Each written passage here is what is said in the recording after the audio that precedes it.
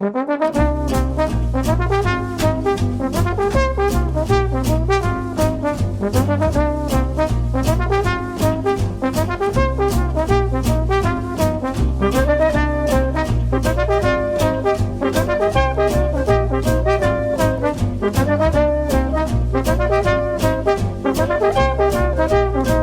I can't wait for you to meet our next guest. She's in our virtual green room. And this book, I'm a learn person. I like to learn. And there is nobody that won't learn a lot if they pick this and some other things that she's got coming up going on. And the book is called Way Up North, Where the Kittiwakes Play, an A to Z alphabet book for child and adults. And so that's the key. And it's so fascinating. The photographs, the premise behind it, and I'm not going to steal her thunder, but we're so thrilled that she's here on Author's Corner on America tonight with me, Kate Delaney. Juli-Ann Gasper joins us now. Juli-Ann, thanks so much for coming on. You're welcome. It's a pleasure.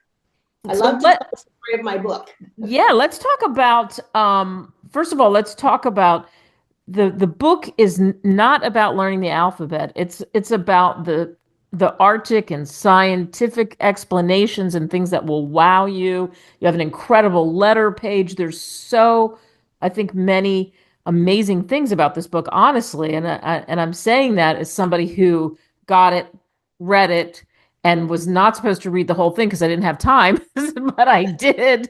And so congratulations on that. And I think other people will discover the same thing because I learned so many things I didn't know. So what made you write this book? Well, when we travel, somebody else takes care of our home. And the family that was taking care of our home for quite a while had 3 young boys. And I would always bring back an alphabet book from the place we were visiting, like North Dakota ABC. And on this particular trip, there was no alphabet book in the gift shop of the ship that we were on. And the boys were growing older, and I wanted to continue that tradition of bringing them an alphabet book. But I also wanted to respect the fact that they were getting older and wanted more in-depth information probably. So that's why I structured the book as an ABC book, but with lots of information and scientific explanations of what was going on in the Arctic, because very few of us have ever been to the Arctic, and this opens that geographic area to people who haven't been there before.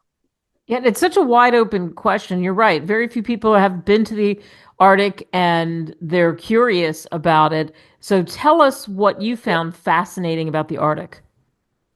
The animals and plants that are there are similar. I mean, we think we know what a reindeer looks like, but when you see a reindeer in person, it's much shorter than you realized. When you see the plants in person, they're 2 inches tall instead of 10 inches tall because of the particular climate that they are growing in and have evolved to survive. The title of the book, Kittiwakes. Tell everybody listening what kittiwakes are. A kittiwake is a seagull.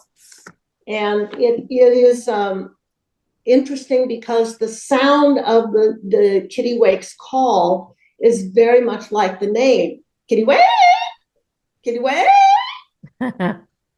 So the big word that I introduced for that letter K for the adults to read is onomatopoeic, which is something that is spelled like it sounds or does what it sounds like. So the kittiwake is a seagull, and they love the cold. So I just thought it was a fun name to use in the book. It is a fun name to use in the book. And we won't tell everyone everything because you need to get the book. You can get it on Amazon, Barnes & Noble, wherever great books are sold. And you can get it any way you like to consume it. So if you like a hard copy, if you like a paperback, you can do that. If you want Kindle, you can do that too as well. And for you, let's just narrow it down. Give me a couple of things that you saw that you knew you had to put in the book. Well, the guillemot bird is also a seagull, but it has a very unusual nesting situation. They nest on on a cliff. So if you think of a rock cliff that's coming straight down, and then there's a little ledge about 4 or 5 inches wide, and then the cliff goes straight down again. And these birds choose to make their nests on that little 4 or 5 inch wide ledge. So you might imagine that after they lay their eggs, and the eggs kind of can get moved around by other birds jostling and trying to find their place on the ledge. The eggs are structured with a very fat bottom and a very narrow tip. So when somebody else bumps those eggs, they don't fall off the ledge. They just kind of wobble around on that fat bottom, and they don't fall off and kill the eggs. So that to me was fascinating. And I think that is fascinating for kids also, because kids have seen eggs come out of the refrigerator, but they've never seen an egg that had a really fat bottom and a really narrow top. So it's something that they're familiar with, but a very different situation. Yeah, give us another one. I like that too. So we've got a couple from the bird family for sure. And I love the idea of the egg. Like you said, that's a great analogy. You see these eggs, and what do you know about the eggs? And then that gives kids a totally different view. In fact, that gives me a different view. So as I said, anybody could feel the same way, which is probably what you thought. Yes. Okay, let's see another example. Reindeer are very interesting animals because they've adapted to the extreme cold by being shorter than what we usually think of as deer. We see deer in pictures and videos, and they have long legs and a narrow, slender body. But reindeer have a really fat body and very short legs.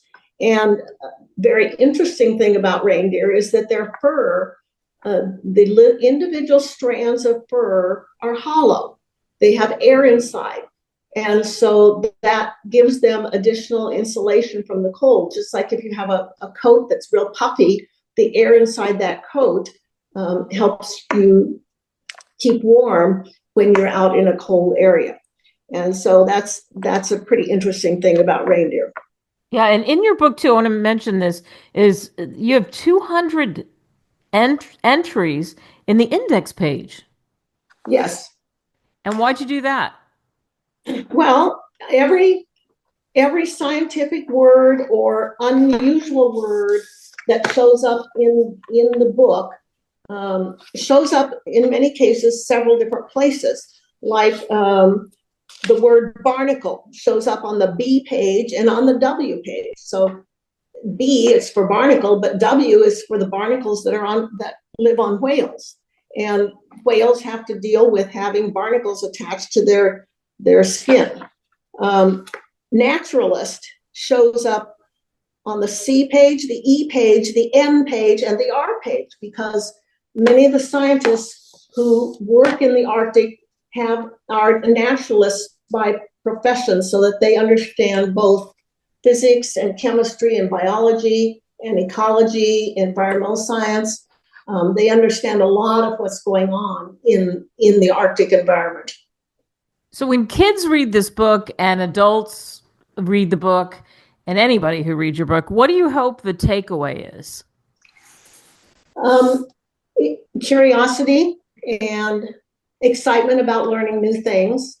The structure of the book is such that on the letter page itself, there's beautiful pictures and creative thinking questions. For example, on the R page with rifle and reindeer, one of the creative thinking questions is, why do you think our naturalists carried a rifle every time we were on land? So that can foster conversation. So that can foster the conversation, as you were saying, right? So that can foster the conversation between the adult and the child who are sharing the book. On the facing page is what I call the big words page. And there is where I go into much more depth about the topic that was on the letter page, explaining in scientific terms or in more higher educational terms. That's bad wording. That's where I explain more about what was on the letter page.